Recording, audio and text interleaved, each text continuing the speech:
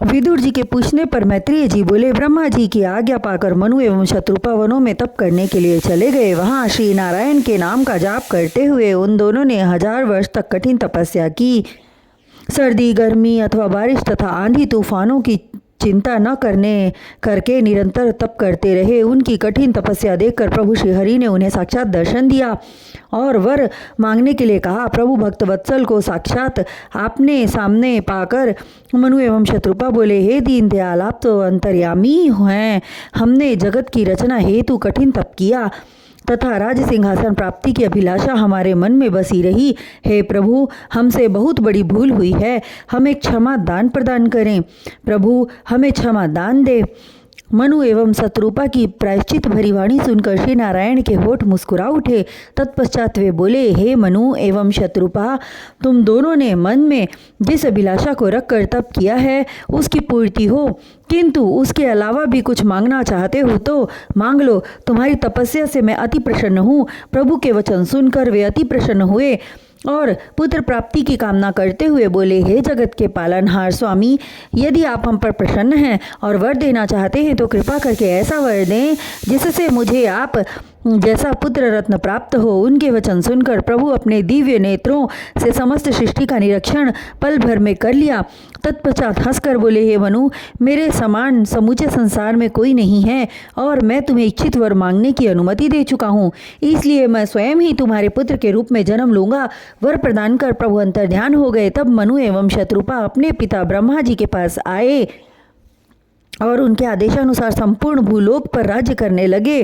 कुछ समय के पश्चात शत्रुपा ने दोनों पुत्रों को जन्म दिया। उत्तानपाद एवं प्रियव्रत तथा 3 कन्याओं की उत्पत्ति हुई। उनका नामकरण इस प्रकार हुआ, देवहूति, आकुति एवं प्रसूति। महाराज मनु ने कन्या आकृति का विवाह रुचि से किया। उधर कर्दम ऋषि ने अपने पिता की आज्ञा मानकर 10,000 वर्षों तक कठिन तपस्या की। उनकी तपस्या से प्रसन्न होकर श्री नारायण ने दर्शन दिया और बोले, हे ऋषिवर, वर मांगो, हम तुमसे अति प्रसन्न हैं। प्रभु को साक्षात प्रकट देखकर कर्दम ऋषि उनके चरण में लेट गए। तत्पश्चात विनय पूर्वक बोले, हे प्रभु, सृष्टि के विस्तार हेतु मैंने तप किया है, अतः आप वर दें कि मेरा विवाह अति शीघ्र हो। प्रभु भक्त वत्सल ने अपनी हथेली उठाकर तथास्तु कह दिया और बोले, हे ऋषिवर, आप कदापि चिंता न करें। आज के तीसरे दिन मनु और शत्रुपा का आगमन होगा। वे अपनी कन्या देवहूति से तुम्हारा विवाह करेंगे। यह कहकर प्रभु चुप हो गए, किंतु उनके नेत्रों से अविरल अश्रुधारा बहने लगी। यह विचार कर कि मात्र विवाह का उद्देश्य लेकर ऋषि कर्दम ने 10,000 वर्ष तक घनघोर तपस्या की।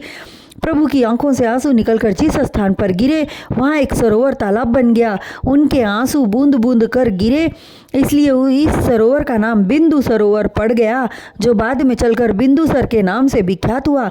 यह सरोवर कुरुक्षेत्र में है। कर्दम ऋषि से प्रभु श्री नारायण बोले, हे ऋषिवर, इस सरोवर में स्नान करने वाले प्राणी का मन शुद्ध हो जाएगा, उसके पाप नष्ट हो जाएंगे और उसका मन सदैव धर्म कार्य में लगा रहेगा।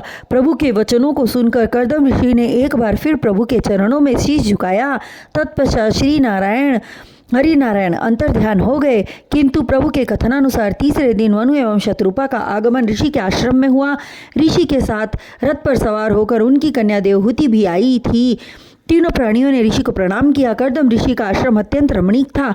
पशु पक्षी विहार करते थे। चारों तरफ पुष्प वाटिकाएं एवं सदैव फूलों से लदे रहने वाले वृक्ष थे। आश्रम की निराली छवि देखकर स्वयंभू मनु और शत्रुपा का मन प्रफुल्लित हो गया और मन में निश्चय किया कि पुत्री शत्रुपा का विवाह कर्दम ऋषि से करना सर्वोत्तम होगा। यह विचार कर वे ऋषि कर्दम जी से बोले, हे ऋषिराज, श्री नारद जी के मुख से आपके उत्तम विचारों की प्रशंसा सुनकर मेरी कन्या देवहूति के मन में आपसे विवाह करने की इच्छा जागृत हुई है। और अपनी इस इच्छा को देवहूति ने अपनी माता शत्रुपा के सामने प्रकट किया। बाद में जब मुझे ज्ञात हुआ तो अपनी कन्या को साथ लेकर आपकी सेवा में उपस्थित हुआ हूँ, अतः आप मेरी कन्या को स्वीकार कर मेरे मन की अस्थिरता को दूर करें। स्वयंभू मनु उपरोक्त बातें कहकर चुप हो गए। तब प्रसन्न होते हुए कर्दम ऋषि बोले, हे राजा स्वयंभू मनु, हम आपकी आज्ञा का पालन करते हुए आपकी कन्या देवहूति को स्वीकार करते हैं, अन्यथा यह अत्यंत दुखी होगी। किंतु गृहस्थ आश्रम का पालन मैं तब तक करूंगा जब तक कि इसे संतान की उत्पत्ति नहीं होती। संतान उत्पन्न होने के पश्चात मैं गृहस्थ आश्रम त्याग कर तप करने चला जाऊंगा। तत्पश्चात स्वयंभू मनु ने देवहूति का विवाह विधि विधान से कर्दम ऋषि के साथ कर दिया और स्वयं पत्नी शतरूपा के साथ राजमहल लौट आए।